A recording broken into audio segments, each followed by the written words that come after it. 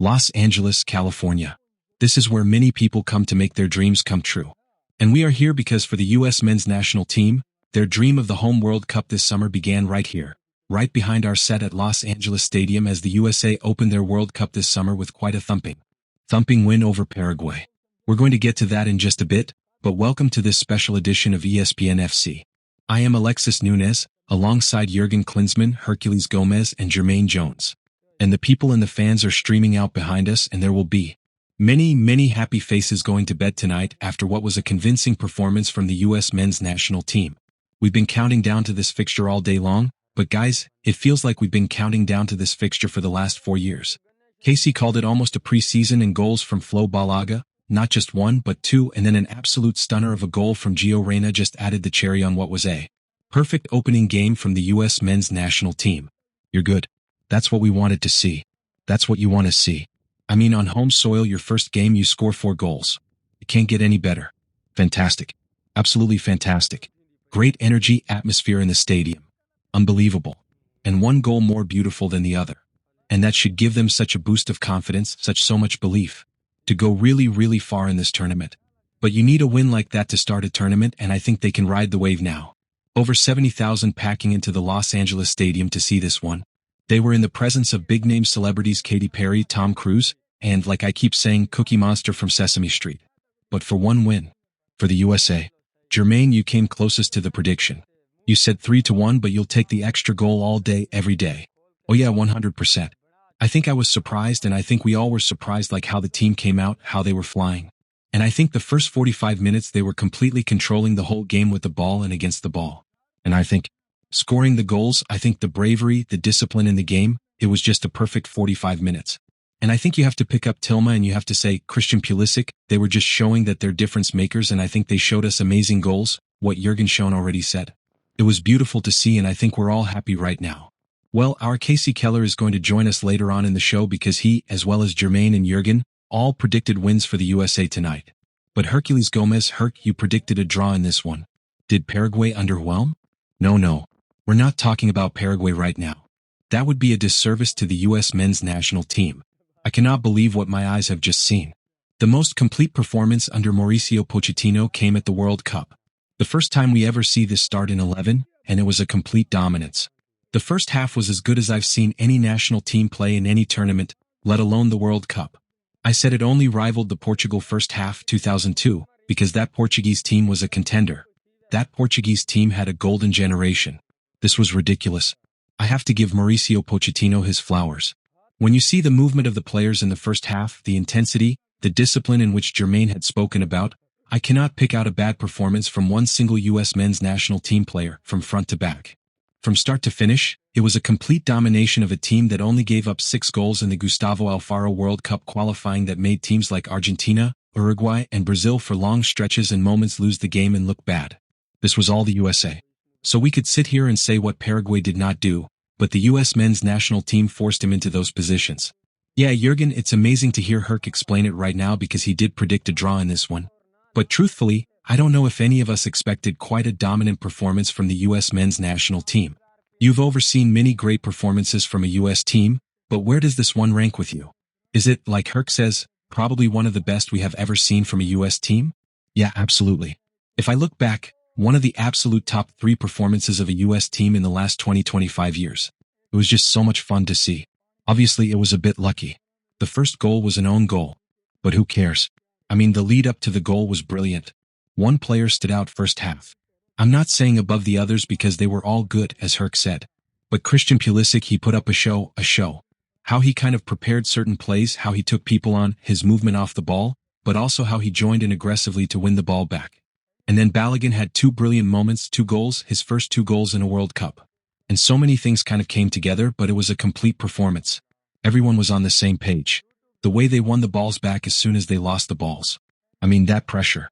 I mean, Paraguay could not even breathe the first 45 minutes. They didn't know what to do. The second half was a little bit different, but it's normal, after a brilliant half like that. No, it's huge compliments to all of them. JJ, we've spoken so much about how much help an early goal can be for the U.S. men's national team, especially just giving them that relief and that freedom to play their game. Of course, it was an own goal, but still it did the job. Was that the moment the game changed for you? Yes, because the game opens up. And Paraguay is a team that want to sit, they want to keep it tight. And with their own goal, they had to open up. They had to come and the game would go open. And they have just a team two with us. The US is a team two. We always say it's a transition team. So you were able to see then when we get the Christian Pulisic on the left side, if we get him the 1-against-1, even the bravery will go take on two players. And then even the smartness to understand that the player you're playing against has a yellow card and you go and always again against him. That is just the key points where I say like you see the difference on that key players in the team. But again today we have to say that all of the guys who stand on this field played it out like a high performance, and I think yeah you have to. With all the criticism and what we said before, we go hard against them. We have to say today you have to take the hat from the whole group because they played a really good team game. Herc, was that your game-changing moment of the match as well, that first goal? No, but it's a very important moment. Jurgen stressed it that he wanted to see an early goal because it would ease up the nerves for the players, it would open the game up. But I think the moment they fabricate their own goal, Fulham and Balogun scores the second goal, gives the US men's national team a belief they didn't have until that moment. And then they just put on the accelerator. And as JJ was saying, they could not allow Paraguay to breathe. They pinned them in their own half. They were constantly, it was third-man runners, which I think is very smart of what Pochettino had done. You had mentioned the US men's national team is a transition team, and I agree with you. But in this game, there's nowhere to transition because Paraguay's sitting back. They're no longer in the mid-block. They are in a low block. There is no space.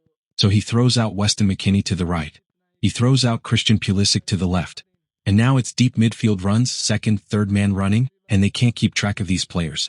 Oftentimes the US men's national team had 5 to 6 players in the final third in the box making runs, forcing Paraguay into precarious positions, forcing them to make individual errors. And they just would not allow. They were relentless. I thought it was beautifully done. I joked when I saw the kickoff play that they think they're PSG Luis Enrique. They kicked that out of bounds, and then they end up playing like PSG. I cannot stress how impressive it was. It's the first time they've ever put up these numbers. It's the first time they've been dominant in a World Cup. It's not the first time they beat Paraguay in a World Cup. But the last time they did, they made it to a semi-final. The US men's national team playing like PSG, two-time Champions League winners. I did not have that comparison on my bingo card this year. Jurgen, you had a nice chuckle when Herc said it, but can you see the similarities there? No, I'm not saying. I'm just saying they impressed us. But they impressed, yes. And that means that Mauricio Pochettino got his 11 perfectly right, Jurgen. Absolutely perfectly right. But you know what it does a win like that when you open up a World Cup with such a fantastic performance, it gives you this, the spirit is just growing now every day, so that group will become hunger every day, so they are ready for the second game against Australia, doing the same stuff, being relentless. They're asking now for more because now they saw the experience in terms of a really good South American team beat them We kind of shot them out of the stadium pretty much. But I don't think that they get big-headed now because they sense something special can happen now in the next couple of weeks here in the United States. They will have the crowd behind them now and every game as loud as you can just imagine. In Seattle, coming back to LA, and then you just want more. So you have so much appetite now, so there's a lot more to come. JJ, of course as a player you want consistency playing with your teammates around having the same 11. We know that this is the first time Pac has played with this specific 11 because of course he was waiting for Chris Richards to come back from injury. So if it ain't broke, don't fix it. Is this the 11 for the next game then? Yeah, you say normally you never change a winning team, right? That's how simple it is. And I think even everything worked out. Even the guys you brought in later on scored too. So you can, as a coach, can say everything worked exactly after plan how we wanted. But the most important is, like we said before, we all hope to see that they go here with the win to the next game. And I think as a player, you now have all that pressure is gone and you know how it goes. And even the fans, you can hear it now here, everybody's excited. And everybody's now hoping and looking forward for the next game. We've got to be careful here. The US men's national team has to be careful because I just compared them to the 2002 US men's national team and what they did in Portugal.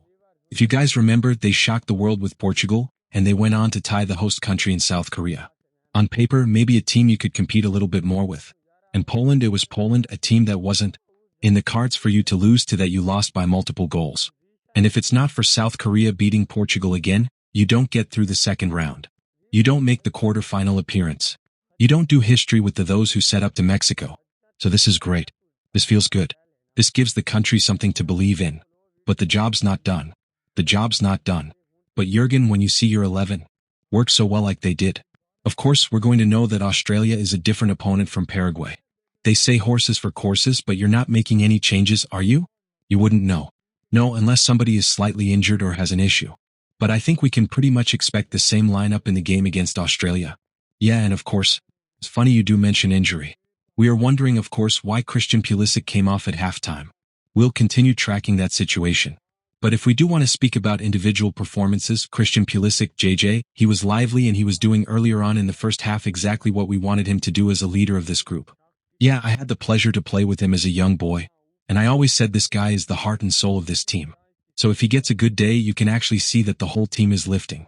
He's lifting everybody because, I always say, and I don't want to compare him to Messi, but if you see his style of play, how he takes players on 1-against-1, and like I said, I had the luck to play against him and I know how tough it was.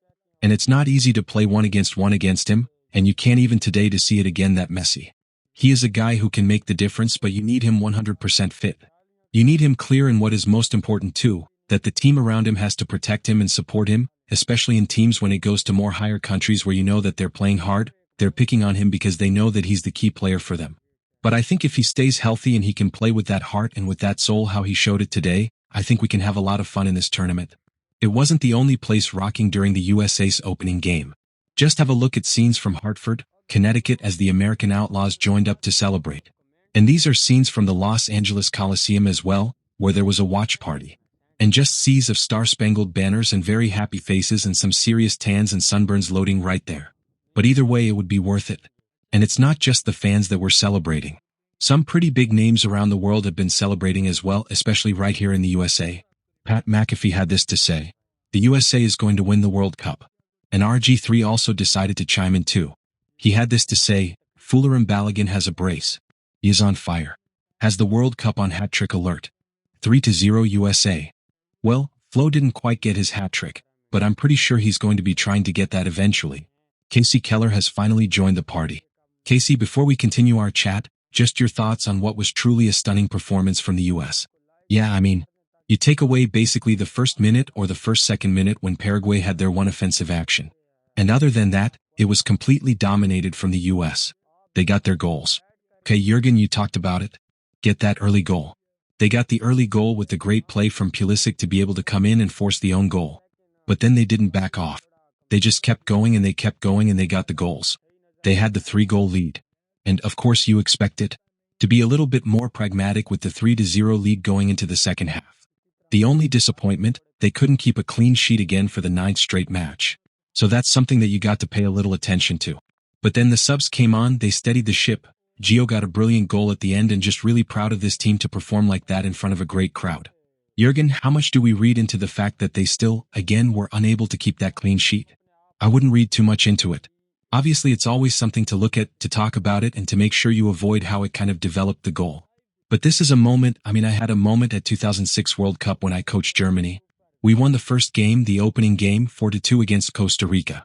And that was kind of a signal between the team and the fans that there's something special maybe possible in the upcoming weeks. And I sense that here. I sense here that the people believe in something bigger. I'm not saying now you have to win the World Cup, but there's a huge opportunity here. And I think this team is so sympathetic. They have great characters. They know what they're saying in the camera. They sell the game really well. There's so much attention now all over the country. The game grew so tremendously over the last 30 years here. I think something special can really happen in the next few weeks. And that's why I wouldn't dig too deep into one goal that you conceded today. Herc, do you think the same? Of course. Listen, the reality here is that people in America will pay attention if you give them an opportunity to pay attention. Give them a reason to pay attention to. I don't know anything about curling. I don't know anything about obscure winter sports. But if America's competing in the Olympics and they're doing well, I'm going to tune in. Americans will tune in. There are tens of millions of football fans in this country that like the U.S. men's national team, but maybe aren't in love with the U.S. men's national team. And then there are even more who are just casual fans of the sport. Give them a reason to tune into you. And tonight they gave them a reason. They gave them a reason indeed. Like I said, Christian Pulisic was quite lively in that first half. He was eventually subbed off, which set off alarm bells a bit because we do know the role he plays as a talisman in this U.S. men's national team. Seemed to be a bit of a cough. Mauricio Pochettino has since spoken and he said he only subbed him off because as a precaution. So it doesn't seem like we have to worry too. He didn't want to take any risks going ahead knowing that there is bigger fish to fry. Well, I'm sure Christian Pulisic is always somebody's man of the match before even he steps onto the pitch. But if we're talking about the man of the match now for this one, JJ, it has to be Flo Balogun, right? Yeah, if you see the 2 goals, if you go after goals, then you have to do it. You have to give it to him for sure. But all over things, I think he would be happy too that he scored 2 goals, but altogether you can say that the whole team, I would give the trophy to the whole team. Because like everybody said here already on the table, the country needed a show and the whole team showed today a good show. And I think it's really important now to keep the heads down, keep the work, go back, get rest, and then go for the next one. Kirk. There's just so many good performances. I mean, at the back, Chris Richards had 83 out of 83 passes. He was absolutely perfect. In the midfield, Tyler Adams was dominant. Weston McKennie sacrificed for the team. But Fowler and Balogun scored 2 goals, guys. When's the last time? There's the striker. When's the last time you've seen an American forward score 2 goals? I'll tell you when. 1930. That's the last time. This team is making history. Although, if I had to pick a second best player, if I had to pick somebody who I just thought was exceptional, chef's kiss, it would be Malik Tillman. Malik Tillman is something else. Malik Tillman is a special breed of footballer. And the U.S. men's national team today had a dual threat. A player that's box to box and is silky smooth and creates nonstop but has an intensity to recoup the ball like I've not seen in quite some time. I thought he was outstanding today. I thought the combination of the 3 midfielders, because there was a question mark on how they were going to play together. And I think we saw them play extremely well together to be able to press, to pin Paraguay into their own half, to cut the field in half as well. That's one of the key components to pressing, is if a team can do a 60-yard switch and get away from the press. They were never allowed the time and space to be able to do that. And then you add, obviously, the first half with Christian and his ability to take players on and create opportunities. And it really was just an overall great team performance. Yeah, and I think like you guys already are trusted. I think Weston, Tillman, the deep runs, always we are going deep and then even 2, and that's how I played. You celebrated the striker. I have to celebrate Adams in the middle, because the work he did and the balls he gets. In fact, if the 6 is playing, he gives you the freedom for the guys in front to always go deep pushing, because you know that there's somebody behind you who will make the dirty work and clean up the stuff that has to be cleaned. So I think it's a whole team performance. But yes, I give the strikers the head because they celebrate if they're scored. He's the leading goal scorer of the World Cup right now. The ego of the strikers. You got to just call them a little bit. Look at the 2 strikers over there. Speaking of Flo Balogun, because Jurgen, we've spoken, I was going to say in the lead up to this World Cup, but really and truly it has been years about who can really be the big man scoring consistently up front as a striker for the U.S. men's national team. Now it's one thing for you to do it week in week out with your club, which we have seen Flo Balogun do, but we were questioning if he was ready to be that person on the world's greatest stage. Has he solidified that position now? Oh, I think so, absolutely. You think about the World Cup for the entire year, even if you're with your club team. And if you have a good run with your club team, obviously that gives you confidence, and that makes you even hungrier when you go back then to the national team and you have your friendly and preparation games. But when it really matters, that is now a tournament. And when you can start a tournament like he did tonight, and that's why. It's only him tonight to play off the match, really, with all the respect to the entire team and every single individual performance. He deserves this little award because scoring in the World Cup 2 goals is something very special. I hope it's not unique, because I hope there is more to come from him, but it will give him even more desire to connect with his teammates, to do the work for the other ones too, and to be hungry for the next opportunity. And now he has also the confidence to say, okay, give me 2 more opportunities or chances against Australia. I will put 1 in, and this is so his mindset is now developing. Always it's kind of live a bit. His brain is getting wired in a way that he is ready. Yet to score 1 goal out of 2 chances. And Jurgen Klinsmann has spoken, the gaffer has spoken, the world champion has spoken, the debate is over. He said, forget about what you guys think, it is Flo Balogun who's the man of the match. But as Jurgen said, the debate's over now. I don't even know why we're having the debate. I just told you in 1930. There are all-time GOATs for the U.S. men's national team. Landon Donovan never scored 2 goals in a game. Clint Dempsey never scored 2 goals in a game. Eric Wijnaldum was a serviceable forward, never scored 2 goals in a game. Brian McBride. We're talking about guys who could be on the Mount Rushmore for the U.S. men's national team, have never had this type of moment. And he's just getting started. This was the first game of the tournament. The first game. He's got Australia next. I'm not saying he's making a run at the Golden Boot. I'm telling you, you can get excited about what you have at 9. I hope you guys can hear the crowd behind us, because they are absolutely full of confidence and loving it right here at Los Angeles Stadium. They voted Flo Balogun as well. They voted Flo Balogun as well as the man of the match indeed. But JJ, when you see the way that Flo Balogun is playing, what's his ceiling? He has something special, and I think the second goal, you can see it. The left put it up in the, it's in. Yeah, I think I have to tell, yeah, there's two strikers next to me that have. It's like, if you score 2 goals, that gives you a lifting. And I think you need, as a team, you need somebody in the front where you know he feels good. And striker has always had that. We had one with Clint Dempsey. We had somebody with us too where you know that they need that moment. They need goals because that helps them to level them up. But then there's the next thing is that what they need is, they need the team behind them where they know, okay, they'll give me the balls they would give it, and as a player in the back you will know that if I give him the ball, if I give him 1 or 2 chances, he will use the chances. Alexis confidence is a scary thing, and I got 2 guys to the right and to the left of me that have scored a goal at a World Cup. One has scored multiple goals. You feel like you can do anything when the ball goes in the net. You get Folarin and Balogun, and you get this us men's national confident to what's coming next. I'm not saying good things are going to happen, but if you keep working like this, good things are bound to happen. We are all drinking the Kool-Aid. We are feeling the magic indeed here in Los Angeles after that performance from the U.S. men's national team. Welcome back to ESPN FC. Well, 2 host nations were in action today. Canada were in action earlier on as they took on Bosnia and Herzegovina.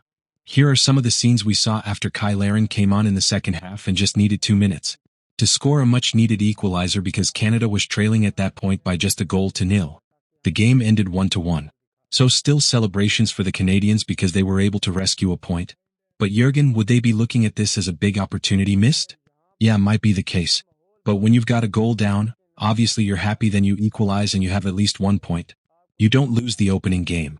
Ideal is to win your opening game, get 3 points no matter how. So yeah, it could hit them in the next 2 games. Yeah, I agree with Jurgen with the sentiment of you're coming back from being a goal down. And you also have to think about you're a nation that's never won a World Cup game. You're a nation that's fairly young when it comes to World Cups and World Cup performances.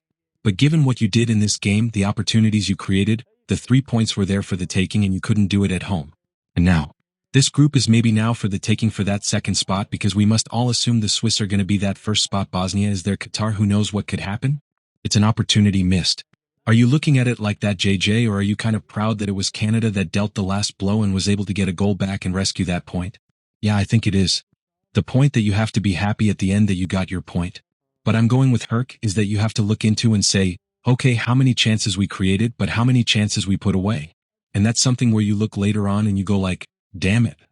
Because we don't know what the rest games will say, but in that case you look, I think tonight or as late as after the game when you sit in the bus back to the hotel, you look at it and go, this was a game we should win with the chances we had. Now we have to be happy with the point, and let's hope that if we're not at the end, sit here and say, damn it, had we won in that game against Bosnia, maybe we had the chance to go in the next round. Yeah, I think with Jermaine, that's a great point, is that you're going to look at this and say the point's good if you build off of it and get the next win.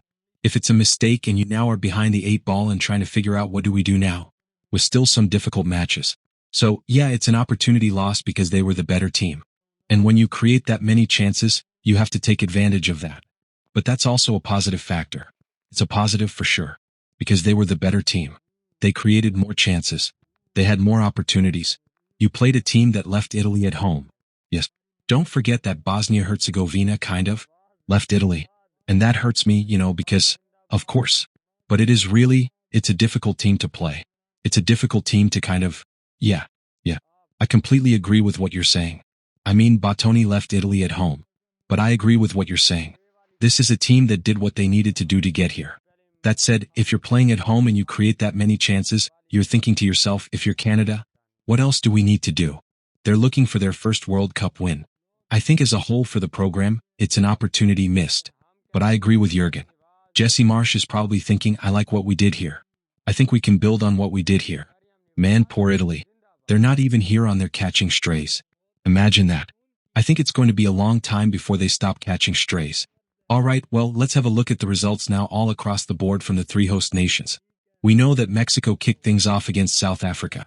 They got a triumphant 2-0 win, which saw Raul Jimenez finally get that World Cup gold that he so deserves over in Group B. As we said, Canada won 1 with Bosnia and Herzegovina. And then Group D, the USA with quite the big win. 4-1 over Paraguay. Now, I must ask, I suppose, who really had the best opening game? I guess we can kick Canada out of that question, but guys, is this a rhetorical question at this point? It's the USA, isn't it? Well, if you think of the way that South Africa gifted Mexico the first goal and then kind of dropped defensively and didn't continue to put on the pressure.